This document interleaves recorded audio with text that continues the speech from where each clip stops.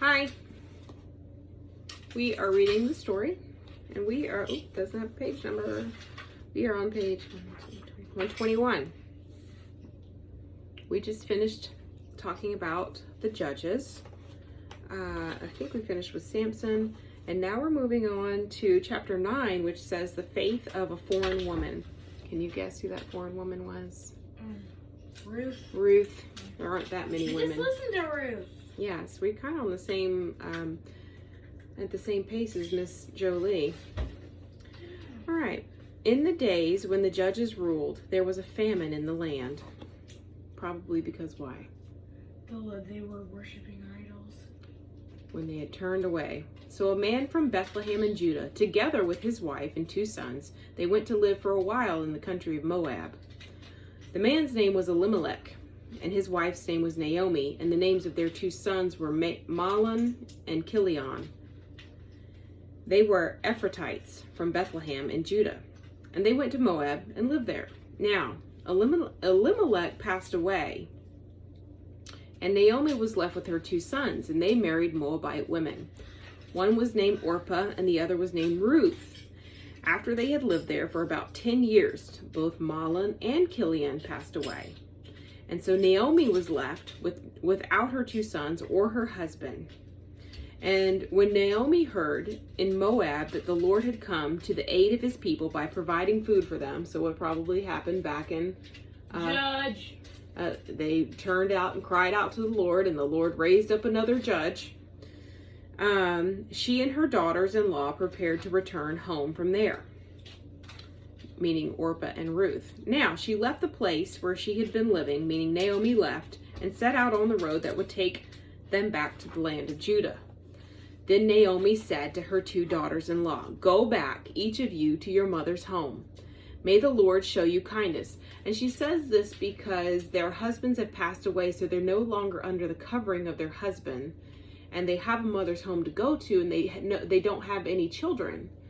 So during this time, the women needed basically a covering. They needed somewhere, kind of like a protection.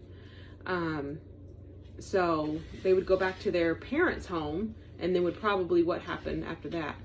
Marry someone else. They'd probably get married again, because they hadn't had children this time. So Naomi said, "May the Lord show you kindness as you have shown kindness to your husbands and to me." And she meant to her sons-in-law that had passed away. She said, "May the Lord grant that each of you will find rest in the home of another husband." So she's releasing them. She's saying, "You're no longer bound to me. If you want to go start a life with another husband." And she kissed them goodbye, and they wept and said, "We will go back with you to your people." Meaning, we'll go home with you, Naomi, to where you're going. But Naomi said, "Return home, my daughters. Why would you come with me? Am I going to have any more sons who could become your husbands? No, return home. I am too old to have another husband, even if I thought there was still hope for me. Even if I had a husband tonight and then gave birth to sons, would you just wait until they grew up? Would you remain unmarried and just wait for them? No. It's more bitter for me than for you, because the Lord's hand has turned against me." So she's very sad. She's releasing them and saying, "Go ahead and start a new life. You don't have to stay with me." But you can hear the bitterness in her words, because she's upset. Her sons have passed away. Her husband has passed away. It just feels like she's just alone. And the daughters cried, and Orpah kissed her mother-in-law goodbye, but Ruth clung to her. "Look," said Naomi, "your sister-in-law's going back to her people and her gods," meaning her idols. She said, "Just go back with her." But Ruth replied, "Don't urge me to leave you or to turn back. Where you go, I will go, and where you stay, I will stay. Your people will be my people, and your God will be my God. Where you die, I will die, and there I will be buried. May the Lord deal with me, be it ever so severely, if even death separates you and me." And when Naomi realized that Ruth was determined to go with her, she stopped urging her. So Naomi wanted them to feel free to go without feeling guilty. But Ruth had a conviction in her that she was supposed to stay with Naomi. And when Naomi realized that Ruth had that conviction in her heart to go, then she stopped trying to persuade her. Orpah didn't have that. So we know when we talk about letting people's yes be yes and their no be no, Orpah didn't do anything wrong. It wasn't for her. It wasn't, the Lord hadn't put it on her heart to stay with Naomi, and so she left because Naomi released her. But Ruth really had a conviction in her heart that we will see that the Lord did put on her heart to stay with Naomi. And you see that she calls Naomi's God her God, and she is worshiping the true God now. It's sort of like she just got baptized there. Kind of, yeah. So the two women went out, and they left until they arrived at Bethlehem. When they arrived, the whole town was stirred because of them, and the woman exclaimed, "Can this be Naomi?" She said, "Don't call me Naomi." She told them, "Call me Mara, because the Almighty has made my life very bitter. I went away full, but the Lord has brought me back empty. Why call me Naomi? The Lord has afflicted me. The Almighty has brought misfortune upon me." I forgot. Naomi means something to the effect of sweet, or Mara means bitter. But yeah, it's her name. Her name is Mara Naomi, which means bittersweet. So Naomi returned from Moab, accompanied by Ruth. Wait, we read that. No, we didn't. When they arrived at the time that the barley harvest was beginning. Now, Naomi had a relative on her husband's side, a man of standing from the clan of Elimelech, whose name was Boaz.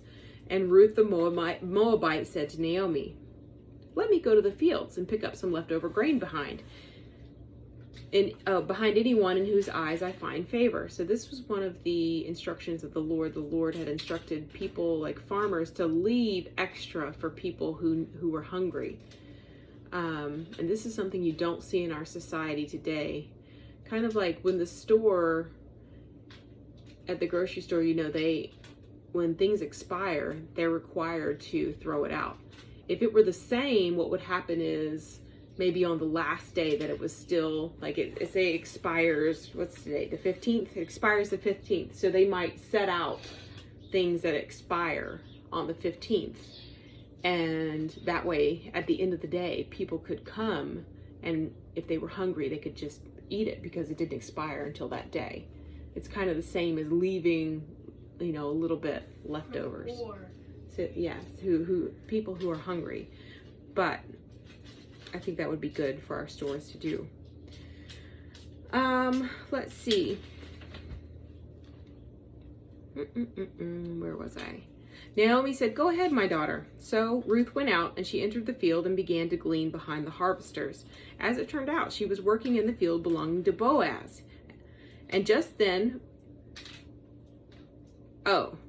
she was working in the field belonging to Boaz. And then Boaz arrived in the field and greeted the harvesters. And he said to the harvesters, "The Lord be with you." And he said, they replied, "The Lord bless you." And Boaz asked the overseer of his harvesters. He said, "Who does that young woman belong to?" And the overseer replied, "She's the Moabite who came back from Moab with Naomi." The overseer is still talking, and he says, she asked us, "Please let me glean and gather among the sheaves behind the harvesters. She came into the field and has remained here from morning until now, except for a short rest in the shelter." Like, he's giving her all the details. She took a rest at this time. She gathered at this time. He's a good overseer. So Boaz said to Ruth, "My daughter, listen to me. Don't go and glean in another field, and don't go away from here. Stay here with the women who work for me. Watch the field where the men are harvesting, and follow along after the women. I have told the men not to lay a hand on you, and whenever you are thirsty, go and get a drink of water from the jars that the men have filled."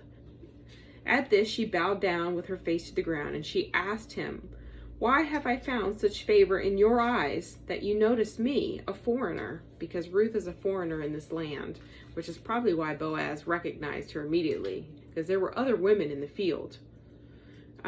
He's probably like, "Who's that?" Yeah, she looked different, likely, because he picked her out immediately and said, "Who's that woman?" And Boaz replied, I've been told all about you, about what you've done for your mother-in-law since the death of your husband, how you left your father and mother and your homeland and came to live with a people that you did not know before. May the Lord repay you for what you have done, and may you be richly rewarded by the Lord, the God of Israel, under whose wings you have come to take refuge. I like that because it says that when we are under the shadow of the Most High and stand at the shelter of his wings, that no plague shall come nigh unto this dwelling. Evil shall not befall thee. 1,000 may fall at your side and 10,000 at your right hand, but it shall not come near you. And so she's under his wings. Okay, so we're going to stop there. We're on page 124. And we will pick back up later.